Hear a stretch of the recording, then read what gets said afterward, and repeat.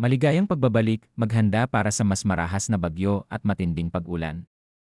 Mangyaring i-like ang video na ito at ibahagi sa iba upang makakuha sila ng tamang impormasyon at mag-subscribe sa aking channel upang makakuha ng susunod na mahalagang babala. Salamat! Magandang gabi mga kababayan. Bago kayo matulog o bumiyahe mamayang gabi, makinig muna dahil may mga lugar sa bansa na patuloy na makararanas ng ulan at malalakas na hangin.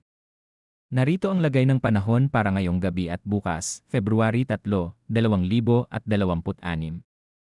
Sa kasalukuyan, umiiral pa rin ang shear line sa silangang bahagi ng Visayas, habang ang northeast monsoon o amihan ang patuloy na nakaapekto sa Luzon. Dahil sa kombinasyong ito, asahan ang pabago-bagong kondisyon ng panahon mula gabi hanggang bukas. Ngayong gabi, sa Visayas, Sorsogon, Masbate, Dinagat Islands, Surigao del Norte at Surigao del Sur, mananatiling maulap ang kalangitan na may kalat-kalat na pag-ulan at isolated thunderstorms.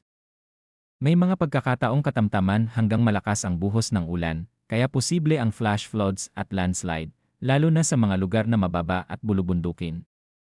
Pinapayuhan ang mga residente na maging alerto, lalo na sa hating gabi hanggang madaling araw. Sa natitirang bahagi ng Mindanao, bahagyang maulap hanggang maulap ang kalangitan ngayong gabi na may panakanakang rain showers o thunderstorm.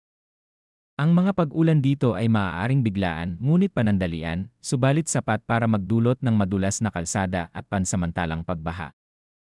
Samantala, sa Metro Manila at sa malaking bahagi ng Luzon, bahagyang maulap hanggang maulap ang langit ngayong gabi na may paminsan-minsang mahihinang pag-ulan. Ito ay tipikal na epekto ng amihan at hindi inaasahang magdulot ng malaking abala. Pagdating ng bukas, halos ganito pa rin ang magiging lagay ng panahon. Patuloy ang maulap na kalangitan at mga pag-ulan sa Visayas at silangang bahagi ng bansa dahil sa shear line, habang ang Luzon ay makararanas pa rin ng malamig na simoy at pailan-ilang ambon mula sa northeast monsoon.